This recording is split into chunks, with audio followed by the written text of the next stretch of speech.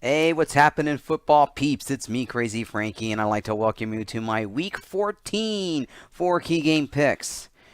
Current playoff positioning after 13 weeks. Beginning in the AFC, the Oakland Raiders jump back into the number one seed, the New England Patriots the second seed, the Baltimore Ravens the third seed, and the Houston Texans are the fourth seed. Current wildcard spots, the fifth seed is still the Kansas City Chiefs, and the sixth seed now is the Denver Broncos. After virtue of Miami losing, Denver goes back into a playoff positioning. Now in the NFC, the Cowboys are still remaining the number one seed. The Seattle Seahawks are currently the second seed. The Detroit Lions are still the third seed. The Atlanta Falcons currently hold the fourth seed. The Giants, in terms of the wild card, are the fifth seed, and Tampa Bay Buccaneers have now moved in to the number six seed. Before I get into my picks, all right, very, very quick thoughts on week number 13. Big questions now concerning maybe the top tier teams right now. And I'm talking about the New England Patriots. Now, despite demolishing the LA Rams, you lose Gronkowski before the game. He's out for the remainder of the season. In terms of the playoffs, I don't know if he will come back.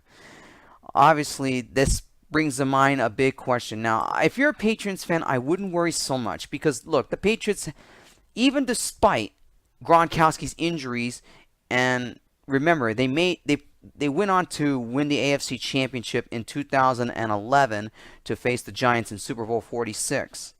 And despite the fact that, they've gotten to the AFC Conference Final for the last now 6 years already. So I wouldn't worry so much about it.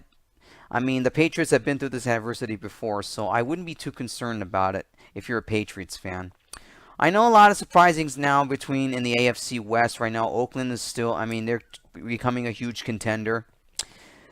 They had a rally from behind against Buffalo, and I still think their defense is still a concern for that team. Despite the fact that they had to come back from a huge deficit, their offense was able to get it going. But now this is where it comes down to divisional play now, where it's getting a little bit tough on their schedule now, even though they kind of do have an easy remaining schedule.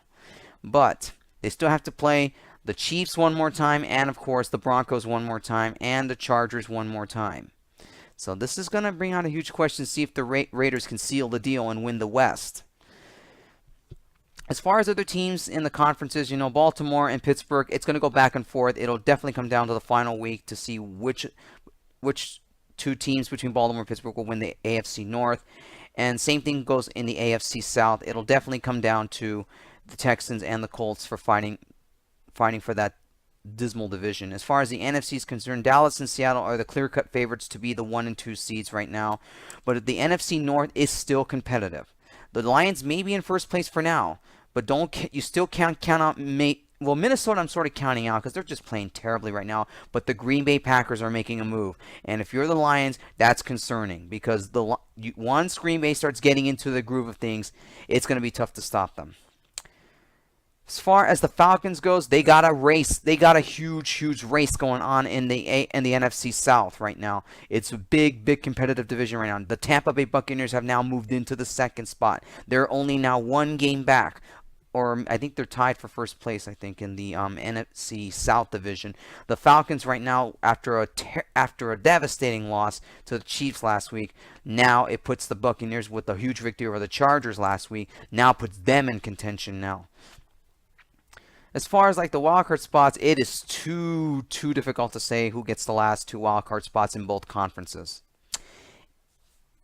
And probably one other key note and all, Thomas, one of the defensive players for the Seattle Seahawks, is gone for the season.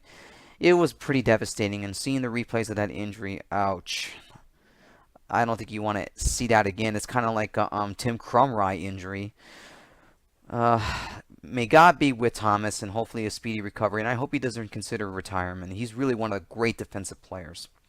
All right, let's get into the picks for week number 14. Let's begin with key game number 1. The battle for first place in the AFC West, the Thursday night game, the Oakland Raiders at the Kansas City Chiefs. The Chiefs are a 3-point favorite. That number will probably much lower by the time this game happens on Thursday. It's 3 points for now. I'll stick with it, but don't be surprised if this goes down to 2. Derek Carr went 19 to 35, 260 yards, 2 touchdown passes, and a comeback win against the Bills. Struggled in the first half, but he really turned it on in the second half, and that, to me, in terms of those great numbers, he's going to have to really, really, really put up some offensive numbers against a tough Kansas City defense. KC's defense has been on where Eric Berry is now becoming a factor now in defensive-wise for the Chiefs now.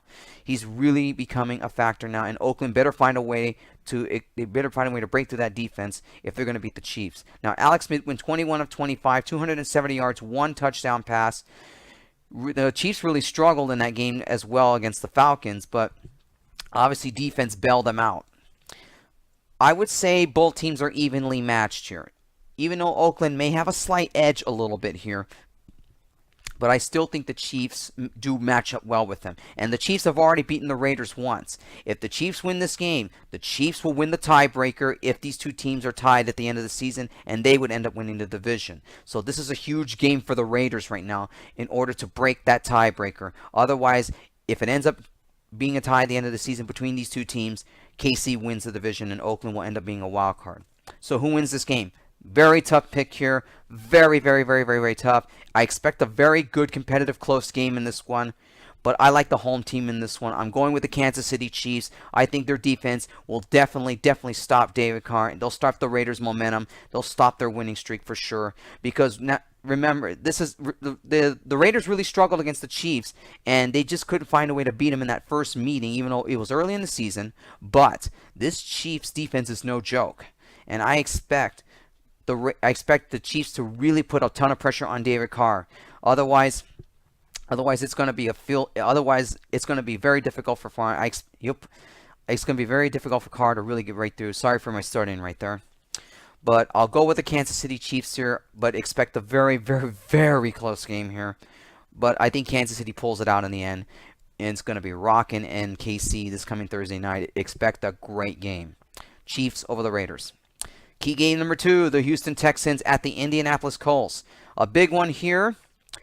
It's a fight for first place. This is another game that's a fight for first place right now in the AFC South Division. Houston still currently holds the edge right now for the moment, but Indianapolis has been on fire lately.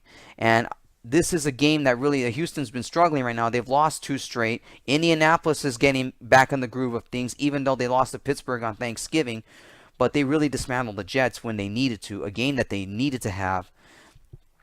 And both teams are evenly matched. The Colts are a 6-point favorite in this one. Expect that number to be lower by Sunday. I expect it maybe to go down to 5, maybe 4 points. Both teams, they're not playing all that spectacular, even though they're starting to get into groove of things. Now, Osweiler went 22 of 35, 202 yards of passing and 2 touchdowns passes for Houston, with Andrew Luck going 22 of 28, 278 yards, and 4 touchdown passes. Probably maybe one of Andrew Luck's best games of his career so far. This is another tough pick here. Expect a very tight game all the way in Indianapolis here. I'm going to go with the Indianapolis Colts here. They're starting to get more in the groove of things. Houston is struggling a lot on both sides of the ball. Indianapolis is starting to get they're starting to get into the groove, and I think this is where home field will definitely come to play here. Expect another close game in this one here. I expect it to be very close and competitive. I'll go with the Colts here in a very, very close game, probably by a field goal here. It's a tough pick here. Both teams are about evenly matched, but I'll go with the Colts in this one. Colts over the Texans. Key game number 3, the Seattle Seahawks at the Green Bay Packers. Now, a lot of you are wondering, why is this a key game? Well, it's more of a game to watch, in all honesty. These two teams, for the past few years, have been in the playoffs and on the verge of Super Bowl contention. Now, I know Thomas's injury is definitely going to hurt Seattle's defense here. But Green Bay hasn't been playing all that well either. They barely beat the Texans on last Sunday. They're really struggling. Both teams, mostly the Green Bay Packers are struggling on both sides of the ball now, statistics-wise from the games. Seattle in the big win against Carolina last week. Wilson went 26 of 36, 277 yards, and 1 touchdown pass. Aaron Rodgers went 20 of 30, 209 yards, and 2 touchdown passes in a victory against the Houston Texans. Now, Seattle's actually a 2.5-point favorite. But this game is pretty big for Green Bay because they're trying to get in the they're trying to get back into the wild card hunt, let alone they're still fighting for the NFC North division. Now, Seattle kind of starting to pull away in the NFC West, and I expect them to win the division now. But this is a game I think Seattle is going to struggle here. And especially depending on the elements at Lambeau Field, Seattle may struggle if it ends up snowing in Green Bay.